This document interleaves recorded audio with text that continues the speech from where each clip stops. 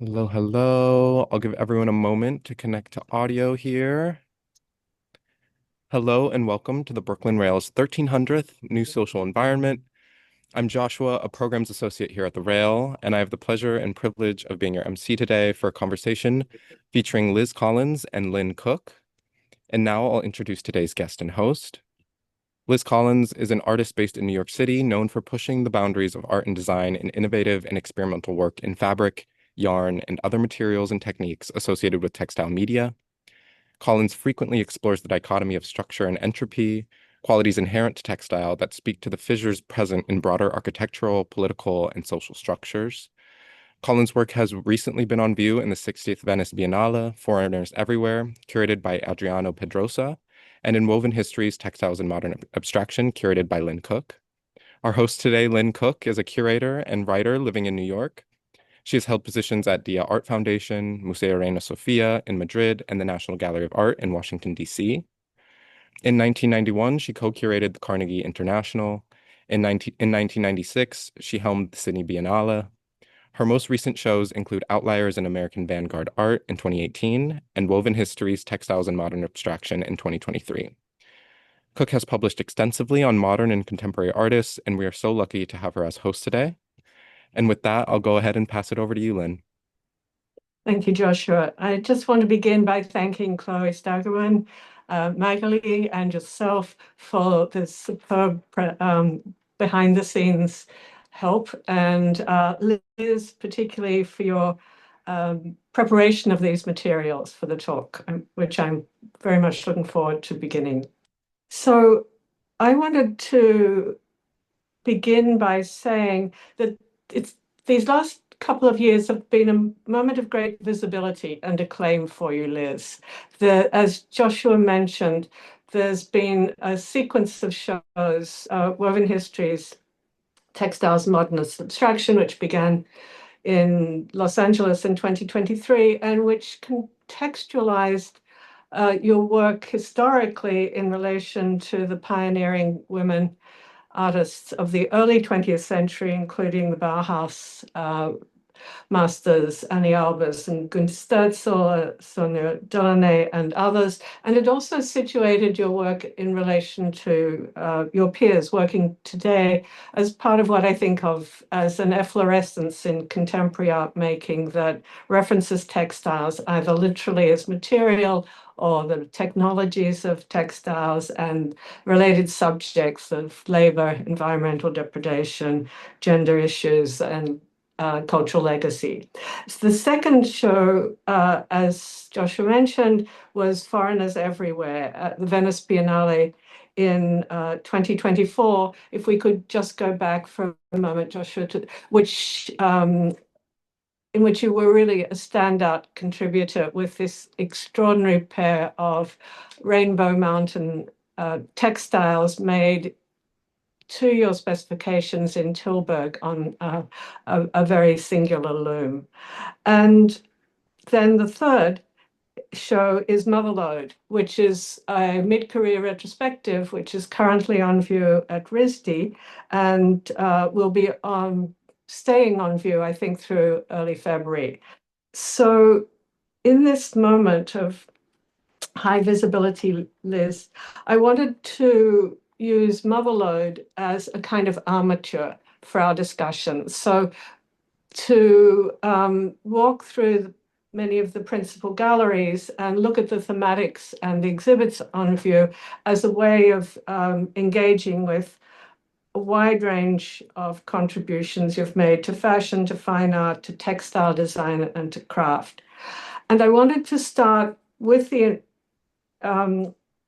image of the Rocky Mountain series of weavings, because weaving, I think, provides a very important through line in your work, though for many people you're better known for your innovations in knitting designs and in fashion.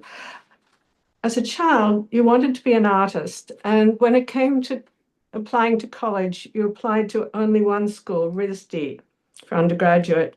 You were admitted, you started off in jewelry, it proved a false start or a cul-de-sac, and when you returned, you you were focused on weaving. You have spoken in interviews about a kind of eureka moment when you first warped a loom or a loom board. Can you say something about what it was that so clicked for you and how you see weaving continuing as part of your practice? Sure, but I'd actually like to go back to the first image, and since we're not touring through the galleries yet, I just want to get back to this and go a little slower. Um, I mean, I didn't know anything about weaving in terms of my. Oh, sorry. I also want to say thank you to everybody who's doing this. I'm so thrilled to be here, and thanks for all of you joining on the call. Um, yeah, I have been an artist all my life. When I was a kid, I was doing drawing and painting and really into it. And early on, I was people recognized that I was good at it and excited about it. And I think that goes a long way for children, that kind of encouragement. And I took extra art classes outside of school, and my family was very supportive of me just continuing on with this clearly passionate pursuit. Um, and I did little kits like needlepoint kits and hand weaving. My mom used to do this thing called inkle loom. It was this narrow loom that you could have at home, and she would weave belts. And so there was a lot of material culture and craftiness happening in my family and in my surroundings as a kid. And weaving the potholders and everything. But I didn't have that a kind of continuation like, oh, I love this textile stuff. I'm going to keep doing this. I was doing all kinds of different things. I loved photography. There were just different periods of time in my youth, teenage years to where I was like focused on one thing or another. And I really wanted to do fashion for a while, and then I lost interest. I wanted to be an architect. It was kind of this broad assortment of possibilities for me in the realm of art and design that I felt excited about. Um, and so then when I was a freshman at RISD, they have this kind of boot camp first year foundation thing where you're like doing, 6 hours of drawing, twice a week, and the very rigorous, in-depth kind of process work around drawing, three-dimensional, two-dimensional work, kind of a broad assortment of things. And I didn't really think about textiles at that point other than doing like a embroidery project for my 3D freshman foundation class. But then after a false start majoring in jewelry and light metals, which didn't really resonate for me, it turned out I didn't like working with metal. Um, I switched to textiles and started, I remember so vividly, like weaving one, you get yarn and warp a loom. We learned how to warp a loom and winding the warp, and it just felt like magic. Like I mean, it was something so physical, like the dance of winding this yarn around this warping board, and then the technical aspects of threading the loom and setting it all up and using this piece of technical equipment that really appealed to my kind of technical engineer side, math side, and then the kind of painterliness of it, the flexibility of like being able to use a wide assortment of materials and in repetition or in kind of singular imagery or pattern. So it felt like a real explosion for me at that point. At Um, some, yeah. sorry, I was going to say at some point you do a research trip to Japan while you're still, is it what on graduating or is it before? And did you then come across Junichi Arai, the legendary innovative experimental textile maker, the founder of Nuno? And what does his work and maybe others, including his successor Reiko Suda, what has that work meant to you? Yeah. Well, I first went to Japan. I won this textile contest. There used to be this great contest called the International Fashion Foundation Textile Competition, and it was a big deal in textile programs all over the world. Um, so that this was like in the late 80s. where it was like the thing to apply to win. And I won with some of my fabrics and got to go to Japan. So, finalists, and I mean, I was a finalist. And so I got to go to to Japan, to Tokyo and outside of Tokyo. And then part of what we did was they took us to Kiryu, which was Junichi Arai's hometown and headquarters, and a very robust textile production area. The Gunma prefecture was full of silk factories, part of the Silk Road, a lot of textile production, small to large scale going on there. And so we had lunch with him at this incredible restaurant out in the country, me and this international group of young, emerging textile makers and designers who were very excited to be there. And seeing all these things, they took us to this textile factory archive and looked at all these old sample books. It was an extraordinary introduction to the kind of world of international textiles.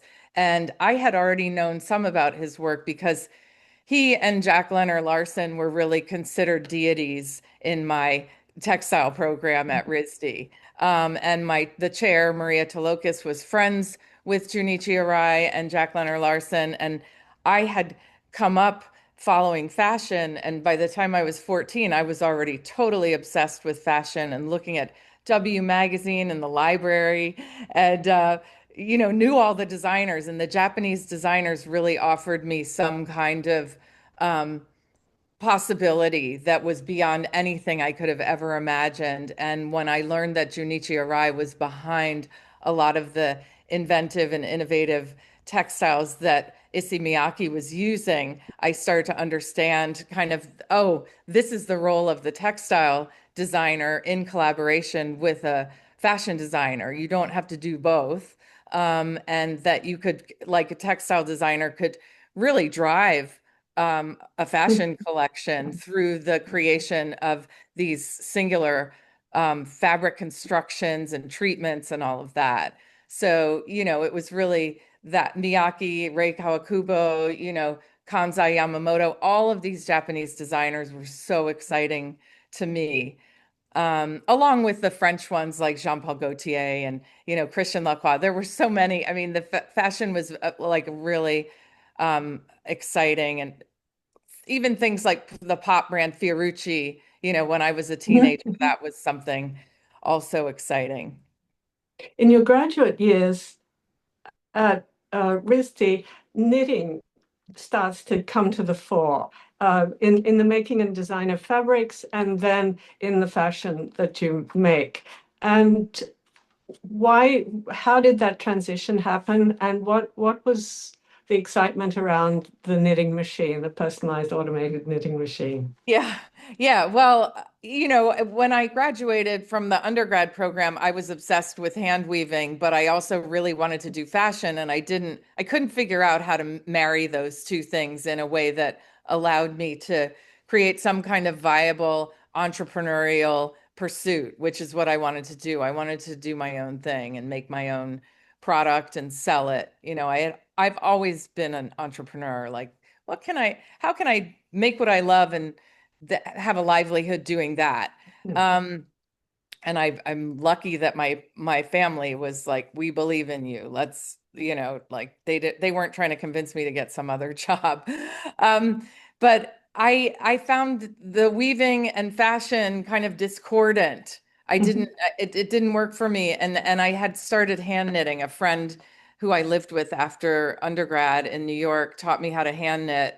And it was an epiphany of sorts of like, oh, I can make the fabric and form in one concurrent process. That's what knitting is. So I'm really interested in that now. And I started hand knitting a lot. And you can see in this slide, the hot pink sweater was one of the first sweaters I ever made with hand knitting. It's very distorted now because it was made with this mohair that kind of, I wore this sweater a lot. It wore out and it's kind of distorted in form, but it did fit a person. I promise you. But the hand knitting was limited, and I people kept saying like, why don't you use the knitting machines? And I was getting carpal tunnel syndrome. Like I had to stop knitting actually because it was so painful. And I didn't understand how to do any kind of production. So I decided to go to grad school, and ended up going to RISD because it was kind of the path of least resistance and also something very familiar. And so I went into the graduate program to get a second degree, but really with a focus on building a fashion collection with knitwear.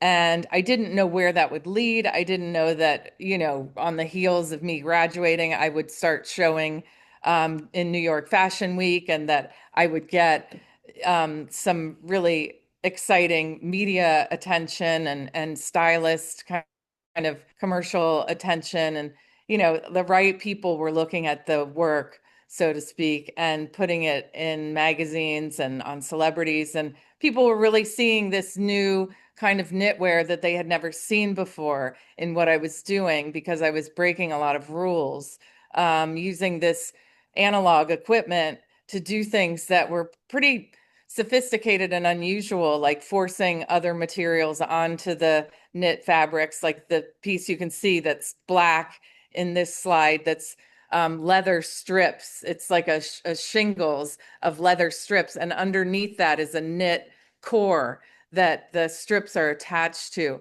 So I was using the knitting machine to do all kinds of things, not just knit. It was like a construction tool, an embellishment tool, a tailoring tool. So that really exploded for me. And maybe we can watch a little of the video while we're talking about this.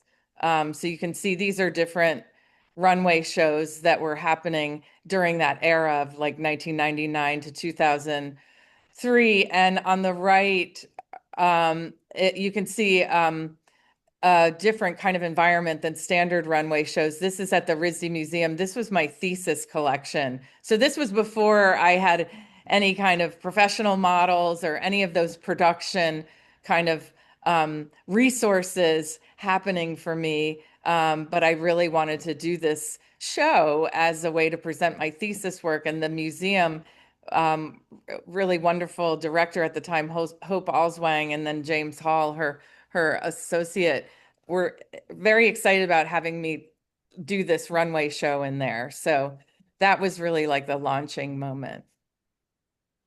So you do 8 shows in this 4-year period, 1999 to 2003, and you're very successful, really getting a lot of attention, as you say, but you decide that it's just unviable. And you end your brand and you take a full-time teaching job at RISD. And if I've got it right, your mandate was to develop a knitting component within the textiles arena. Is that correct? Yes, knitting component and fashion component, like textiles for fashion as opposed to textiles for interiors or fine art, which were really more developed areas in the program. Yeah. And as you do that, having this full-time job, on the one hand, you've got all these students with their machines, and you've likened it to a kind of factory situation, and it sparks off a series, the first of the Knitting Nation projects. And within that, you're focused now, or you have the leeway now to start making fine art, because you have this full-time job, you have a kind of open territory. Can you tell us more about Knitting Nation? It has, what, 15 iterations over nearly that many years? Yeah. And the fashion stuff, just to kind of elaborate for a minute about the details. It was hard. It was a hard business, and it was not an abrupt shift. It was really just like, how can I keep doing this? 9/11 had happened. That was a big deal. That really affected kind of the market and the economy. And I was working by myself. I didn't have a business partner. I really coveted the relationships that some of these people like Yves Saint Laurent had, or Marc Jacobs, or all these business that, Dion von Furstenberg always had her husband Barry Diller as like the the investor, at least in the later years. I didn't have anything like that. And I was trying to run this business by the seat of my pants. And I got really tired of doing it. That plus the limitations of kind of the fashion realm in terms of creative expression, which is what I was really trying to do, was express myself creatively. So it was a kind of layered transition. But yes, teaching this at RISD allowed me the freedom to start making experimental work. So it really did feel like a kind of open time, and being in these classrooms teaching people how to use knitting machines, like, you know, a room with like 15 knitting machines in it with me in the front, and just getting everybody going and showing people this kind of, that what I felt like was alchemy, this magical thing of like taking a cone of yarn and turning it into like incredible constructions of fabric. And so there was an event on Governor's Island, this thing called the Muster that artist Sonny Smith had instigated. Come claim what you're fighting for, and set up an encampment. And so what we're looking at here in this image is the American flag, this abstract version of American flag that I produced for that first event. And the dress in the front was something I had made with Gary Graham, a designer collaborator of mine, prior to years prior. But we brought it in or I brought it in for this performance installation live labor project on Governor's Island, and had Julia Bryan Wilson wearing this gown that was dragging all over the ground, by the way. And we were making this big piece that was on the ground. I mean, that was a part of what I felt strongly about at the time. It was 2005. It was the Iraq War. Patriotism had gone awry. It was a really crazy time. And everyone was, you know, or not everyone, but I was angry and like trying to figure out how to express my anger and discomfort, but also had all of this experience in the textile industry and fashion industry, and about labor and manufacturing and looking at factories. And so I saw this project like after it landed so well on Governor's Island. That first time I was like, wow, this is really resonating for me and resonating for people as a kind of container for questions that I have or issues that I have around these worlds that I've been working in that are incredibly problematic and have a lot of issues around labor and civil rights and, you know, social justice and environmental issues. And so it just became this kind of thing that picked up momentum as a system that I kept going to. And here you can see a video screen. Actually, Joshua, can you move on? Because I don't want to talk about this for the whole time.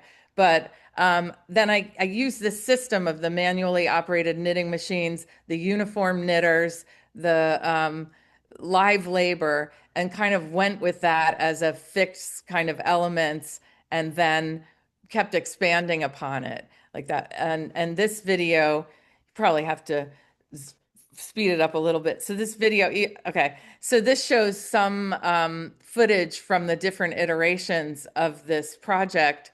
The footage we're looking at right now is from artist Sabrina Geschwantner, who I started connecting with during this era where this thing called craftivism was a big deal, which I never really related to that term. But yeah, it was this way to communicate about social issues and all kinds of things, and my own politics, and about the world of textiles, the textile industry, through an art project.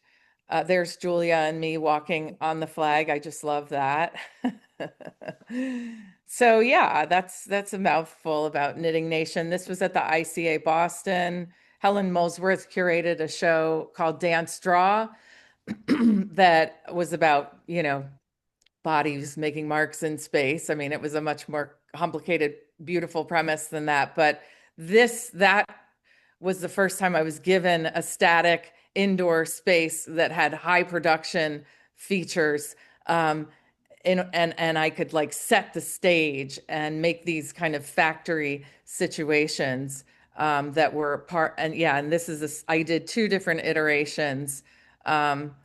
Actually, this happened in 2000. 2011, around this time of the year. So I don't know how many years anniversary that is, but yes, so this is the project. And I was always one of the workers, like a worker amongst workers, which was always important to me. And once the project really took off, I was able to get money to pay everybody because, I felt like that was, of primary importance to have my workers who were devoting time to this work compensated. Liz, whether at the ICA Boston or the one in, well, that was Helen's show at the ICA, one when you got the resources to do that very big version that you showed us a few minutes ago on the, was it important to you that people spent a lot of time?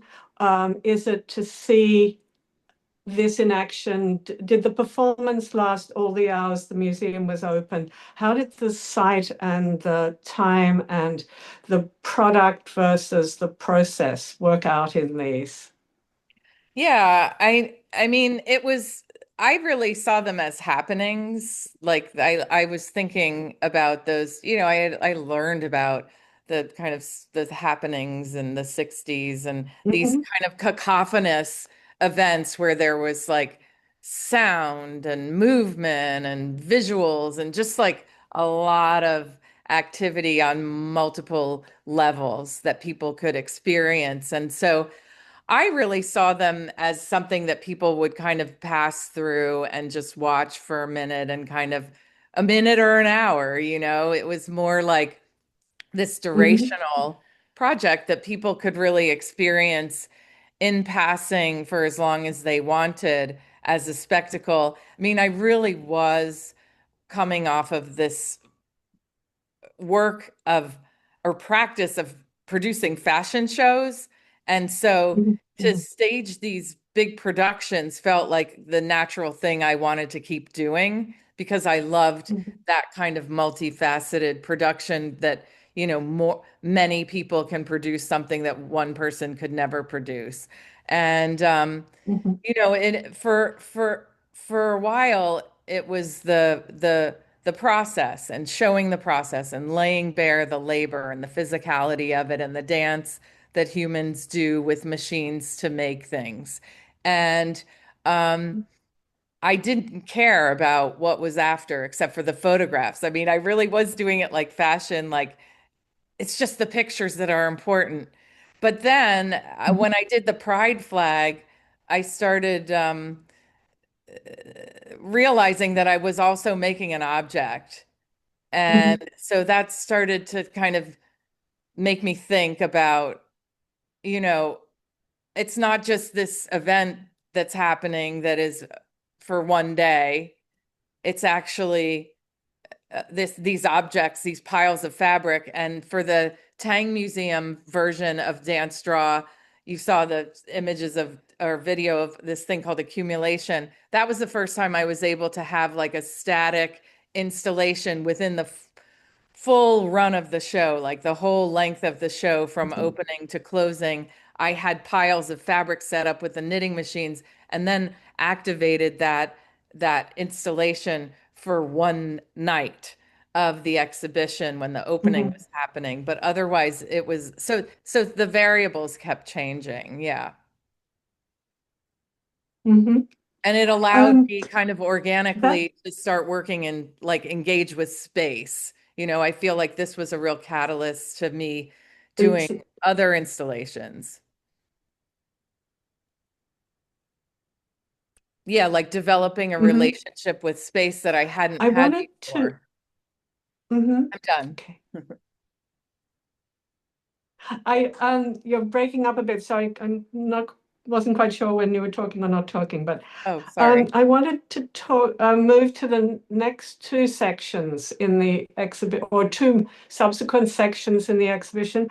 One that's sacrifice and devotion, and the other is titled Collapse and Fracture. And I focus on, if you could go one or two more slides ahead, Joshua, please. Um, and to focus on works that, yes, Perfect. Thank you. From the teens. And I would call out the work on the right. You can see in this image called Crying from 2010/2017. And then if you go a little further, Joshua. Yes, now we can see the one that's perpendicular to the wall is Veins and Darkness. And then go another. Yes, and the one with the red diagonals, which is Worst Year Ever, 2010. And then, Joshua, if you would go to slide 54, Grief Diminished.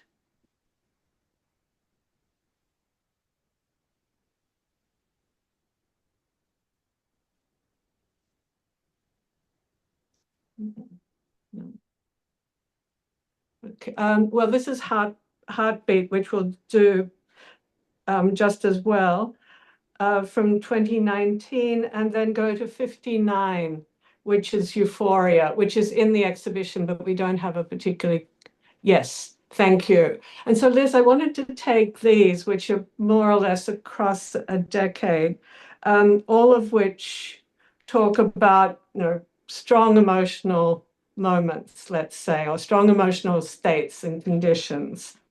And connected back to the application that I think you made for undergraduate in the portfolio you presented at RISD, which included a very small abstract work, sort of organic forms that were vividly colored shapes, and then pasted below it was an extract from a printed page, presumably a dictionary. The entry that you focused on was emotion, and within the definition of emotion, there were three subsections: disturbance, feeling, and excitement. And I'm interested in if we can think of another through line in your work, not a materials-based one, but one that connects around feelings, strong emotions, sometimes emotions that might be discordant, disturbance and euphoria, like kind of making a space that's charged. And the interest you've talked about in relation to theosophy and the writings of Annie Besant and C.D. Ledbetter. Also, your interest in Hilma af Klint and spiritualism and abstraction. And I wonder if you see this as those interests interconnecting or manifesting in this sequence of works over this decade. Woo, yeah. Wow. Thank you for that and pulling those works, kind of jumping through those works and pulling them together. Yeah. I mean, again, to back up to the fashion work, I was already like in this kind of zone of expressing my emotions through material. Like I really like that moment of being in grad school and deeply mining my ideas and my feelings to make things, and having the support to really develop a language around that, helped me expand my own understanding of what I was doing. And I mean, some of it was very, in the fashion era, it was very tied to kind of desire and the sublimation of desire and my own sexuality. And I mean, doing that collection, I came out through my work during that time as a queer person. But I think these works, and thought forms and the theosophy. I mean, I don't think of myself as any kind of theosophist or totally aligned with that society from the Victorian era, but I had, as you mentioned, made this image that I submitted with my college application portfolio to RISD that was actually a thought form. And I didn't know I had no idea there was some kind of movement from many decades prior to my existence that spoke of these things, that the idea, I'm going to just actually read it from the Thought Forms book that was published in 1905. According to the teachings of Theosophy, thoughts and emotions create distinctive patterns of color and form in the human aura, visible only to those who are gifted with a sufficient degree of clairvoyance and can see beyond our normal perceptions. And so in this book, there are all of these images of thoughts and ideas and feelings, and a lot of them are very complex and poetic in their language. And then the images that were generated are very beautiful and mystical. And so I saw this thought form kind of world for the first time in, I think, like 2017 or so, when I was in Italy. And Angela Dufresne had told me I should go see this Carol Rama show in Turin. And I went and I saw it. And there was also, or maybe I went back to the museum after learning about that museum, GAM, and there was a big show about color. And the beginning of the show, E Colore, I think it was a whole collection of the thought forms images. And that was the first time I saw them. And it really bowled me over because I felt like I found some kind of affinity. Like, it was one of those moments where I saw something outside of me that other people had done or were doing that, like, both validated my work and also expanded the possibilities for language around the work and a historical precedent. And then on from there, that the Hilma af Klint show was later, but I wasn't looking at that work when I was learning all these textile things. And I want to say about the abstraction and spirituality that I really found a lot of that grounding when I learned how to weave. And right here in this image where we see the pink and the yellow and the black fabric, that was one of my fabrics that I made in 1990 when I was a junior at RISD weaving. And I just like the way that I could communicate about energy and like life force and have these materials and patterns and structures kind of drive that home and kind of expand and tell me things that I couldn't find anywhere else, like give me clues, and then I could go down these paths through weaving row after row and creating these kind of patterns that I would never draw. That they were things that were natural to the process. That really, and also the labor. I think there was something that cracked me open as a spiritual person in that work. And that through the making and engaging with abstraction and pattern and that kind of the labor to make pattern fabrics and constructed fabrics, that also is this kind of trance-inducing work. People talk about that in different ways of repetition and yeah.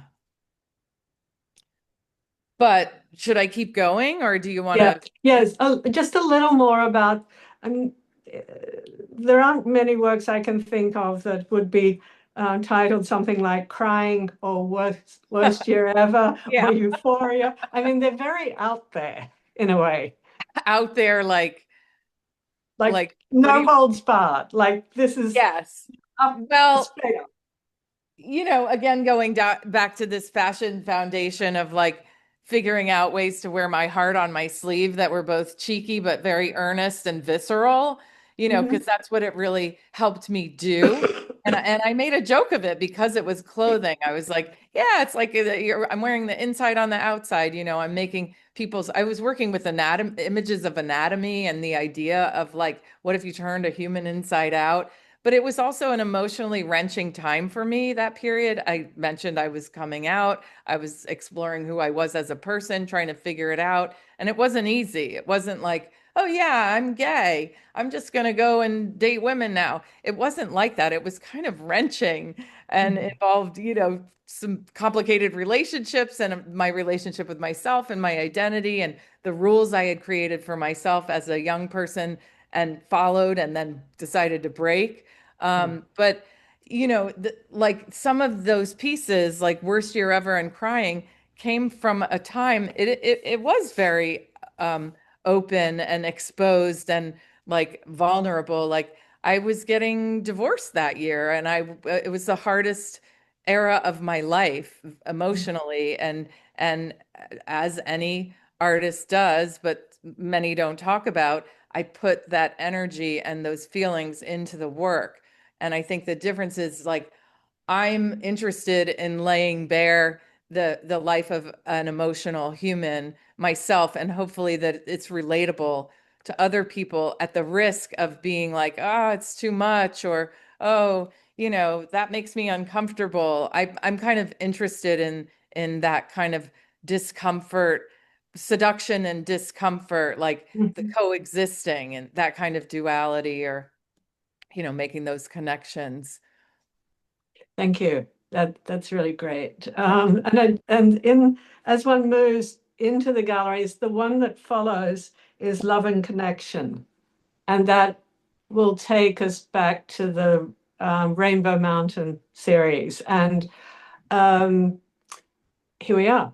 And in this section, Joshua, if you could keep going, so we can see that Liz has made a space for people to hang out in, to spend time in. If you look at the seating, not in this image, but in some of the others, you'll see the chairs. One can be tethered to another. You may find yourself starting a spontaneous conversation. You may be connected inadvertently to someone. The carpet makes a space, it defines and takes charge of the space. And you use this area, as we see in the images here, for programming of different kinds, Liz. So could you talk to the programming that took place, but can you also say something now about the imagery in the Rainbow Mountain works, and why? I mean, you took an enormous risk going to have these huge works made at Tilburg at your own expense and then shipped to Venice, and that it's paid off fantastically well. I mean, they're terrific works and they've been very well received. Can you kind of bridge both aspects of that? Yeah, sure. I wonder if we can find, just to talk about Rainbow Mountains first, if Joshua, you can find the other the curtain installation that is somewhere in this exhibition roll. That, yeah, thank you. And then the one without the person, so we can look at, yeah. So this there's a predecessor to this piece, which is called Promised Land, where I took this is made up of several panels that are the same woven fabric. It looks like it's printed, but it's an intricately woven jacquard fabric that I made in Italy, and very long panels, like 25 feet long. And these are hung next to each other, kind of some inverted and some upright, to make this kind of chaotic drapery installation. But the predecessor, Promised Land, had them all very flat and aligned and spread out, and it made this kind of immersive mountain range installation that I put up in England a couple years before. And it was this kind of idea of environmental precarity, awe and wonder of a certain particular kind of landscape that I've been obsessed with for my whole life, mountains, and the energy that that land holds, or I think it holds, and exudes up into the sky, and then the sky in its own kind of chaotic situation of lightning and electricity and chaos, and then this idea of queer, some kind of promised land beyond the mountains, where there was a place where people could live and be free, but that it's always out of reach. So I was working with this narrative. I redid it for the RISD Museum in this installation, but now we can go to the Rainbow Mountains. And so what happened was I made this production of the one in England, and after that, I really wanted to do. We can go to the Rainbow Mountains. Yeah, I really wanted to do a bigger story of that.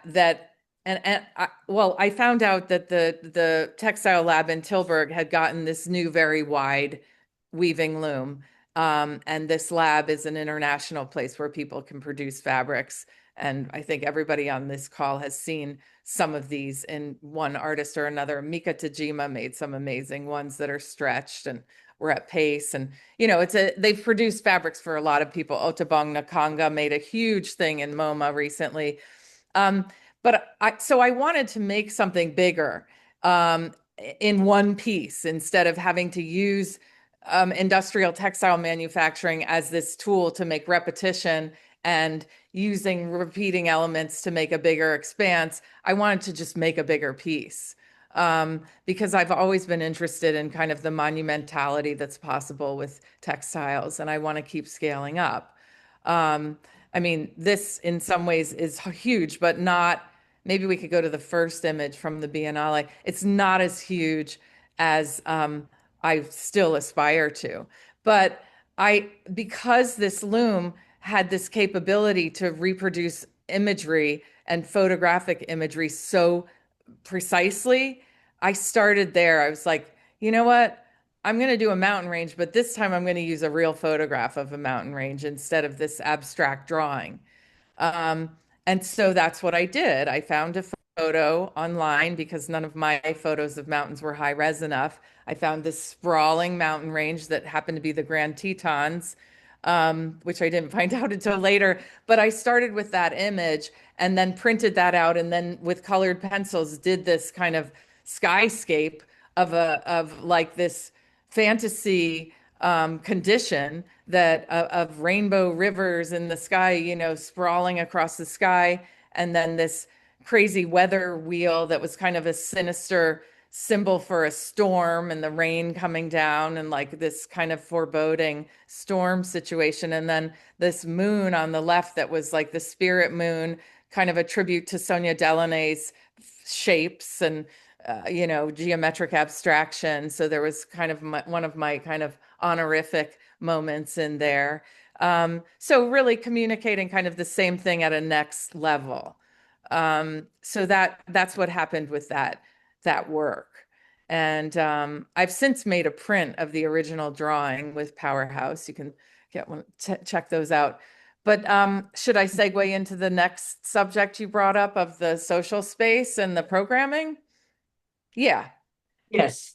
Thank you. Okay, so we can go back to, there's Brenda Shaughnessy, great poet. I met her at the Fine Art Work Center in Provincetown, and she and Eileen Miles and Samia Bashir were the poets that I brought in October to the RISD Museum to do this incredible reading.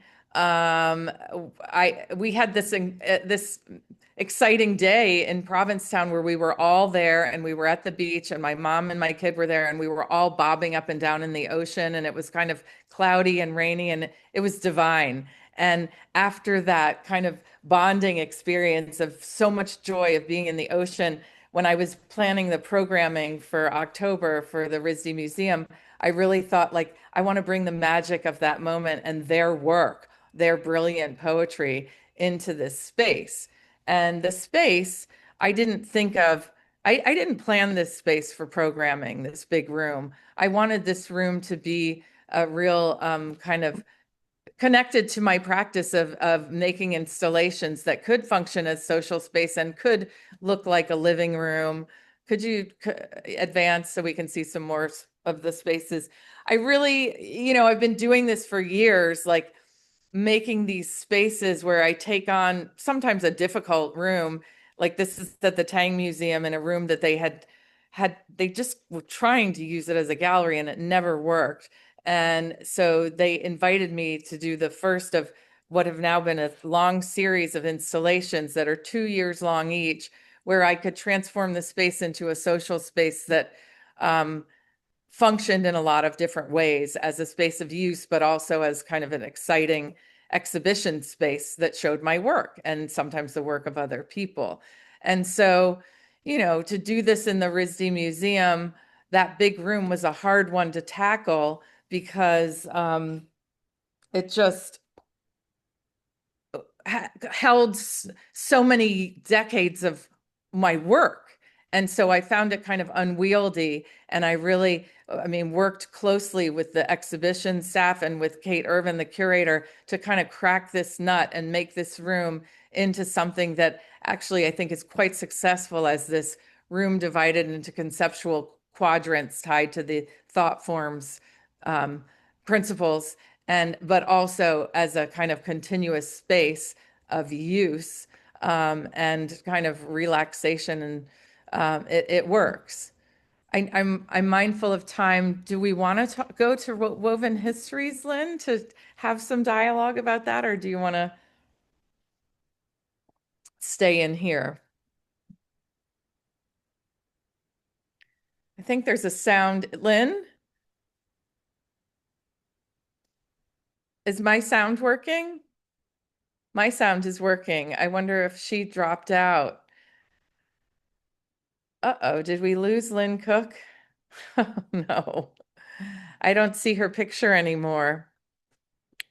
Let me see if there's any, while you all are trying to get these, I'll see if there's a question I can answer while we're trying to get her up. No, these are all. Liz, do you want to tell us a little bit about what we're looking at while we're waiting for Lynn to come back? Do you want to look through a few Yeah, images? yeah. Yeah. Yeah, well, I'm sure many of you know Danielle Tegeter and Hilma's Ghost. This was one of the events that also happened on October 11th in this big space, which I like to call the Motherlode room, because it really is the Motherlode of the Motherlode show. Like, in this room, there is like this huge quantity of work that spans so much time of my creative output, and really feels like it is kind of holds the energy, like the multifaceted energy of my creative ideas. But Danielle came in to do a knotting ritual that she planned specifically for this exhibition, where she brought in different colors of yarn that were actually yarn that was the same color as the piece behind her, the Rainbow Mountains moon or weather piece. And so she had us get in. There were like 50 people there. All of these events were sold out, which was great. And this one happened before the poetry event happened. And so the people, it was a different group of people that were here. I mean, there were a few carryovers who went to the poetry. Oh, good, Lynn is back. Anyway, she had us go together in pairs and tie these knots and make this kind of spell. I don't see Lynn, but I guess she is here. Anyway, that was an incredible thing, and I'm so grateful to these friends and artists who came and presented their work during this. Lynn, are you here? Yes, I'm sorry. I don't know. I've been having technical problems, but anyway, I'm here. We have only a few moments left, and I wondered if we should turn to the collaborative work that you did with the students as also part of this project. Or would you like to do something else, Liz? Well, we could look at it for a second, and then I would like for us to touch briefly on Woven Histories, if you would be Perfect. comfortable with Okay, that. great. So if we go to the slides for the queer Yes. social space, there was one other room in this exhibition, not that, keep going. It's in the RISD Museum exhibition. This was a room that was works on paper. I mean, we really haven't talked about all of the spaces. Okay, so this space, this was, what I say is a difficult space. It's a space that the RISD Museum never, ever, ever uses to show artwork. And I kind of understand in part now why they don't, because these walls are plaster and apparently really awful to hang work on, but they went the distance for me. I wanted to do a project with a group of students where they curated a salon style art exhibition of queer artists that had some kind of affiliation with RISD. So we have some works that are from the RISD Museum collection, like this big Nicole Eisenman painting that's in the right image on the top with all the women. And then other things that are by RISD students or RISD alumni. We see an Edie Fake below the Nicole Eisenman. That's also in the collection. A Gary Graham piece below that. He's a friend and collaborator who was teaching there. But they wanted to do an open call. I got a teaching unit to run the class using this idea that I would kind of design the space, like provide the wallpaper and the furniture elements. And this was very much a continuation of another system I had developed that was an installation system of like creating queer social space with certain design elements in particular contexts, and then having a salon style art show featuring queer artists, and having that space be very focused on a kind of queer identity, queer energy, queer art. So we did that. I had 6 students, and it was an amazing project for them and for me, and really activated this space in the museum that had never been used as an exhibition space before. So can we have 3 minutes for Woven Histories? Yes, Yeah, Woven sure. Histories. So you're on, Lynn. Okay.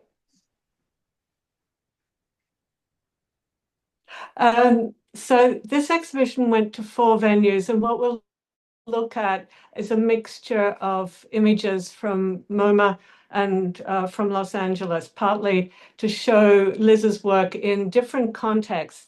One of the great things of being able to move this show 4 times was I got to install it differently in different places, and that led to somewhat different conjunctions. So if you could cycle back through them, Joshua, please. So you see the title wall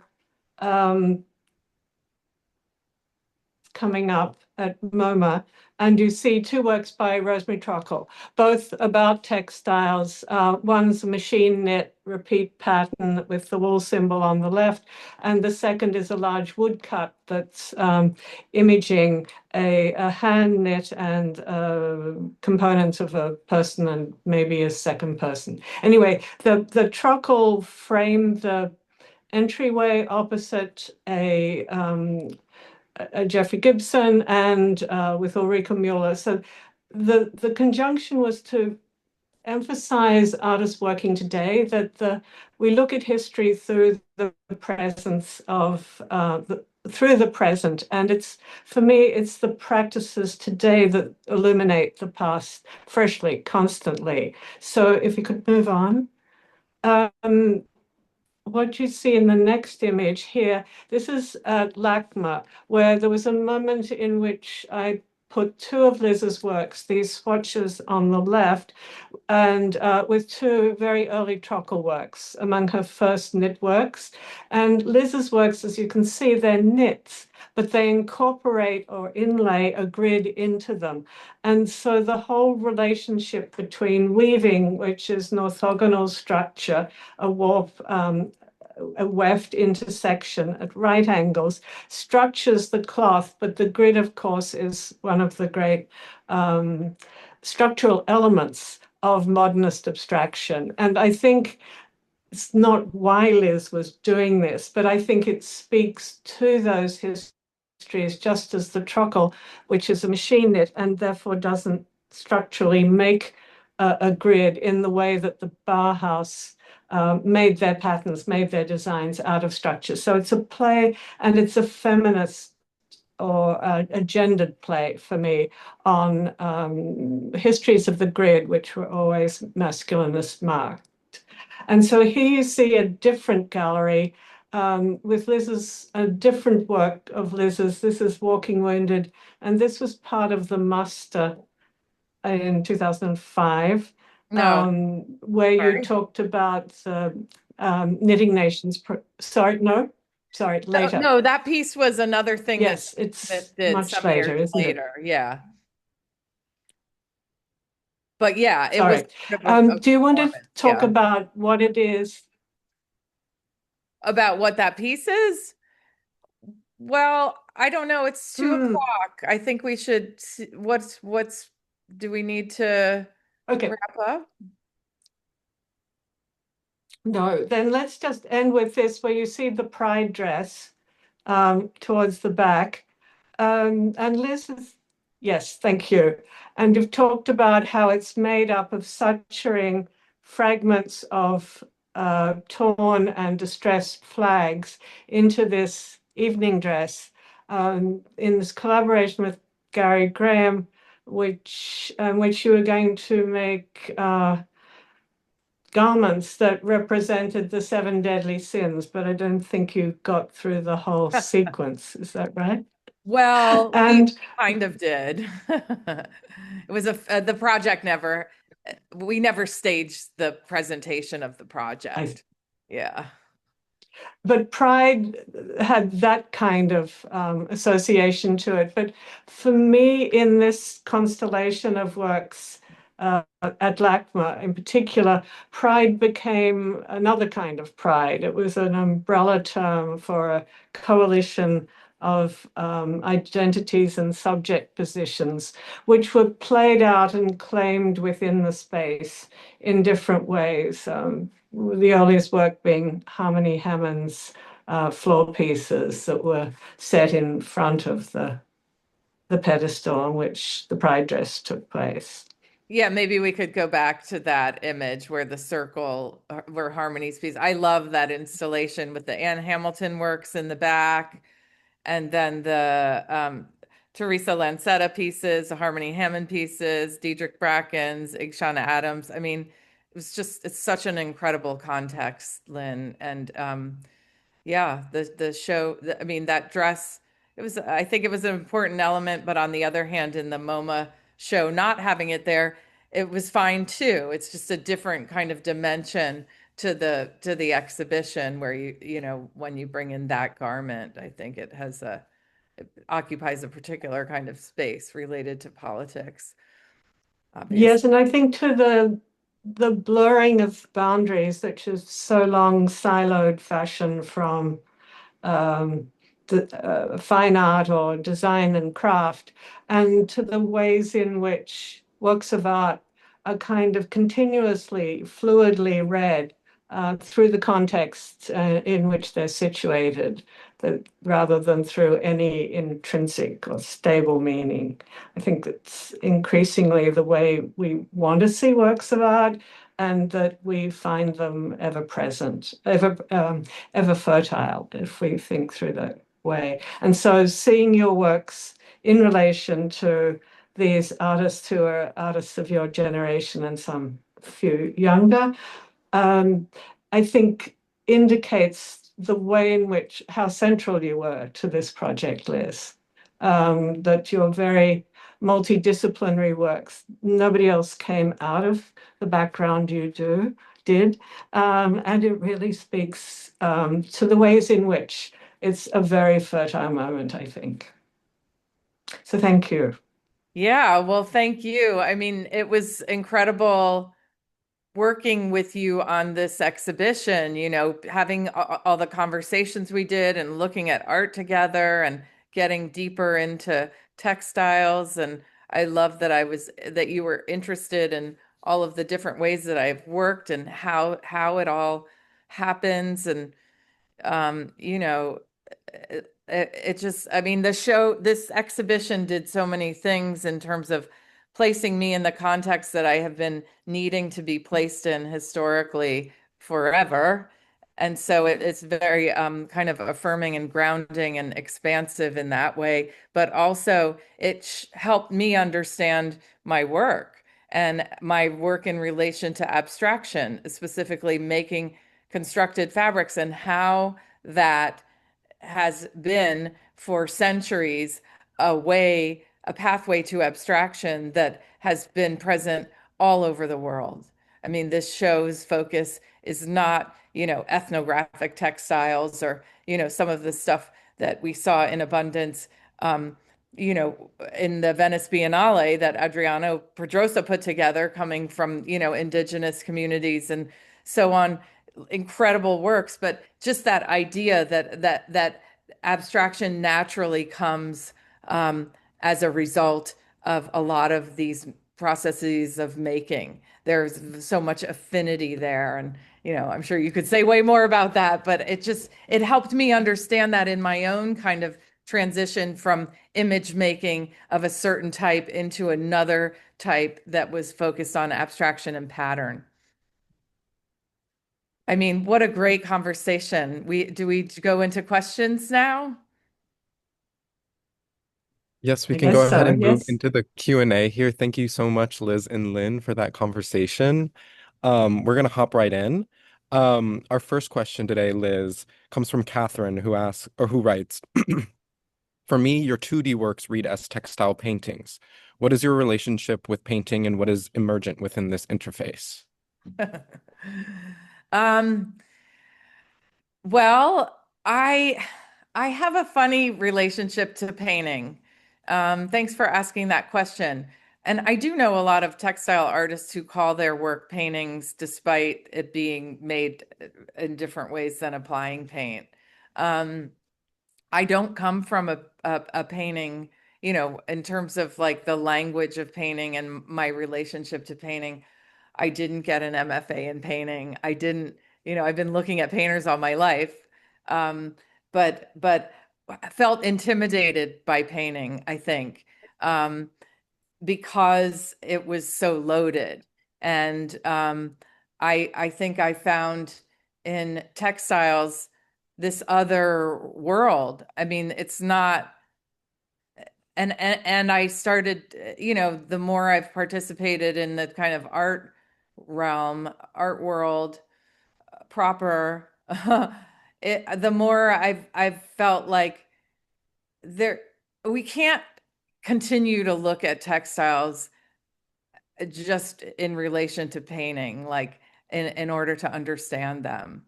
And I'm not saying that this question is doing that, but I do feel like there's a tendency to frame textile artworks in relation to paintings to help people understand them.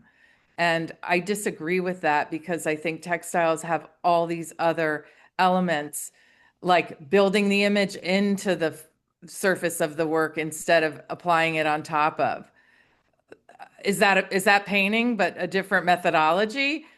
No, it's not. It's specific to textiles. I mean, there are other craft-based practices like I think of Allison is what's her name? Allie, I forget her name. She does like marquetry and inlay. Are those paintings in wood?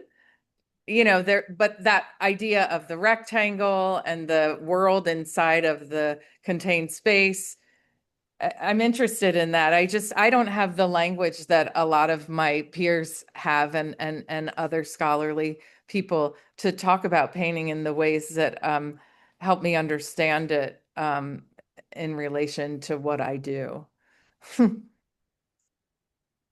Thank you so much for that question, Catherine, and thank you for that response, Liz. Our next questions comes from Marianne, who writes, first, thank you to everyone involved in today's event, and especially Liz and Lynn. Lynn for showing us how an amazing art historian and curator creates new knowledge for all of us to experience. And Marianne's question is, as someone working at a university with undergraduate art students, I know you must have advice for students who are confronting their fears about earning a living as a creative artist. Importance of an MFA or a master's, building a network, finding opportunities for exhibiting work, social media, just sort of sharing advice. With young people, sharing advice with young people.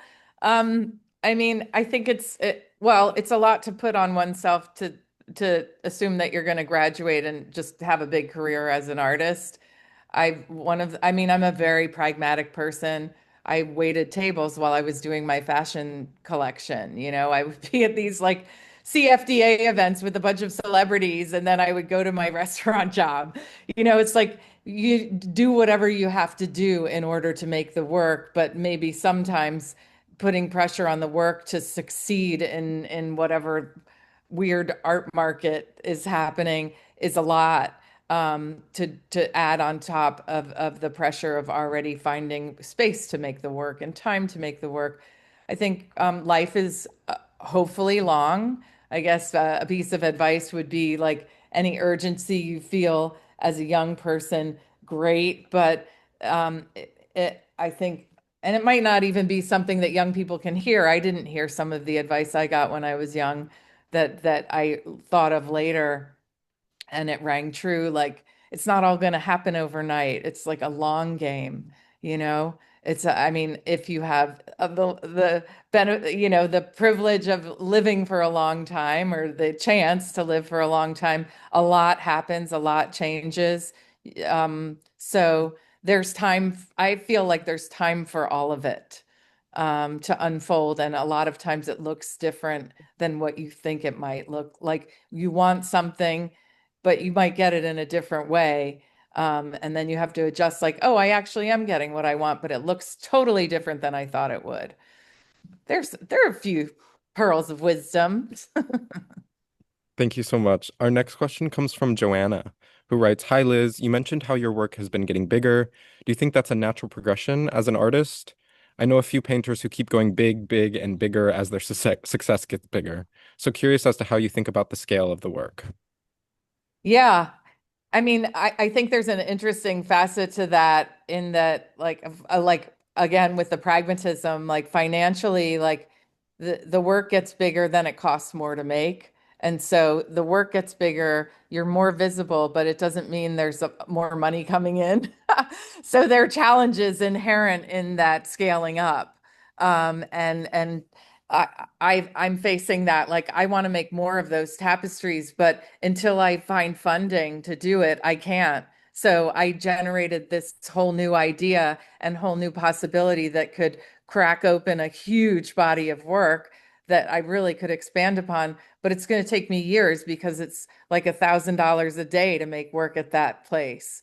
But I have other resources and make other kinds of work. I think, as a kid, I looked at the Miro tapestry in the National Gallery of Art.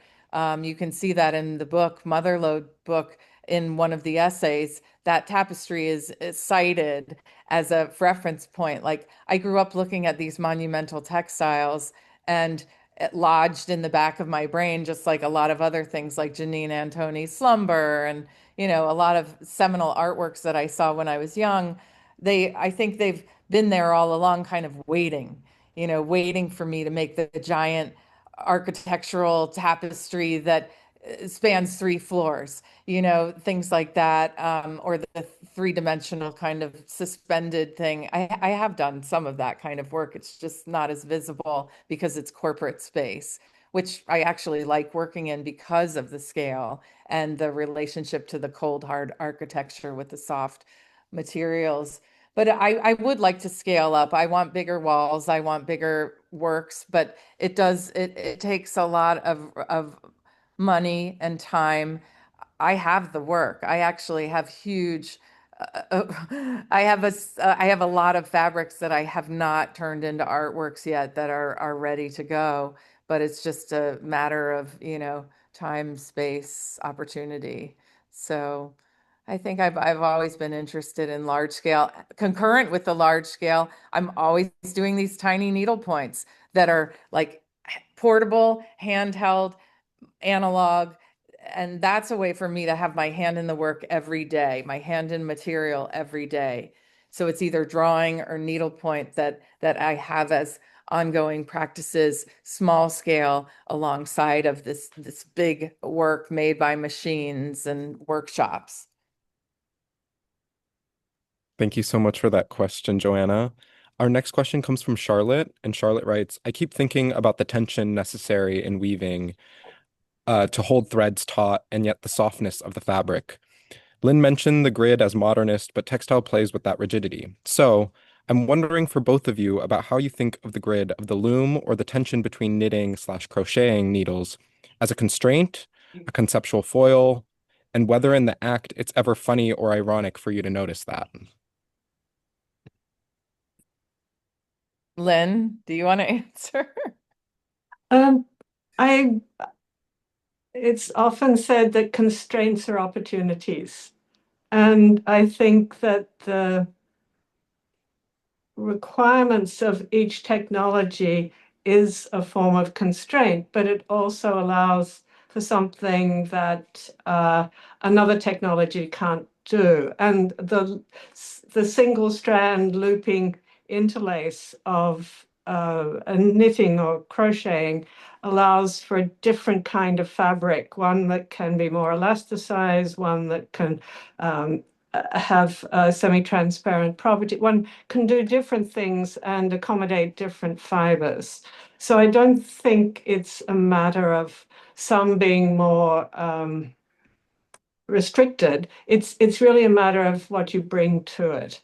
And I'd also point out that in this shift from weaving to knitting, this was, I mean, certainly happened when it happened in your practice, Liz, and it just happened a little earlier in Rosemary Charcoals. This was part of a worldwide trend where fabric was produced through weaving, the bulk of fabric worldwide up until the late 50s, and only beginning in the 60s did knitting start to overtake it. And at the same time, the bulk of fabric up until the late 40s, late 50s in the world was devoted to interiors and furnishings and the like. And from the 60s on, it shifted to attire, to dress, to fashion. So there's this giant movement. And not that you have to know that to be a maker and decide how you work, but the forces of the time and where the social forces are and where the economic forces and where the technological forces are also contribute to what seems to have viability or permissiveness or opportunity. I think we should go on to the next question because that was such a great answer. That actually wraps up our audience Q&A. And we're going to end today with a poetry reading. While I pull that up, Liz, was there anything you wanted to say to introduce this? Yeah, well, because the poetry readings are different now, since I guess there's no longer a poetry curator. You're not having live poets.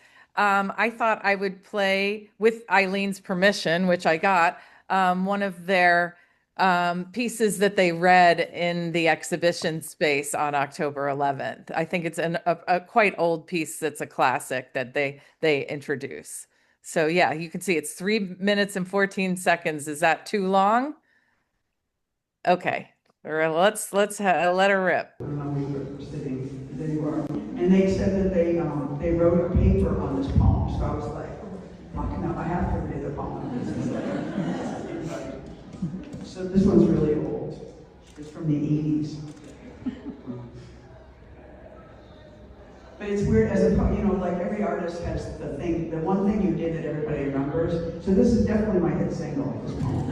And I don't know why. It's very weird. But people, it's like tattooed on legs and not my leg. Yeah, it's called Peanut Butter.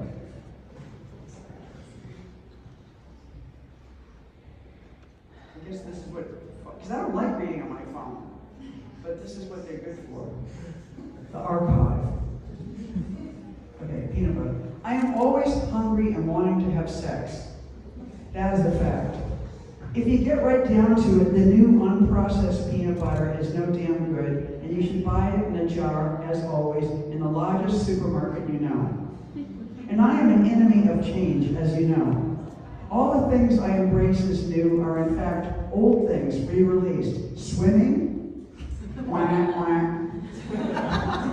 The sensation of being dirty in body and mind. Summer as a time to do nothing and make no money. Prayer as a last resort. Pleasure as a means and then a means again with no ends in sight. I am absolutely in opposition to all kinds of goals. I have no desire to know where anything is getting me. When the water boils, I get a cup of tea. Accidentally, I read all the works of Proust. It was summer. I was there, so was he. I write because I would like to be used for years after my death. Not only my body will be compost, but the thoughts I left during my life. I was a woman with hazel eyes. Out the window is the crooked silo. Parts of your body I think of as stripes, which I have learned to love along. We swim naked in ponds, and I write behind your back. My thoughts about you are not exactly forbidden, but exalted because they are useless, not intended to get you because I have you and you love me. It's more like a playground where I play with my reflection of you until you come back, and into the real you I get to sink my teeth. With you I know how to relax, and so I work behind your back, which is lovely. Nature is out of control, you tell me, and that's what's so good about it. I'm immodestly in love with you, knocked out by all your new white hair. Why shouldn't something I have always known be the very best there is? I love you from my childhood, starting back there, when one day was just like the rest, random growth and breezes, constant love, a sandwich in the middle of the day, a tiny step in the vastly conventional path of the sun. I squint, I wink, I take the ride.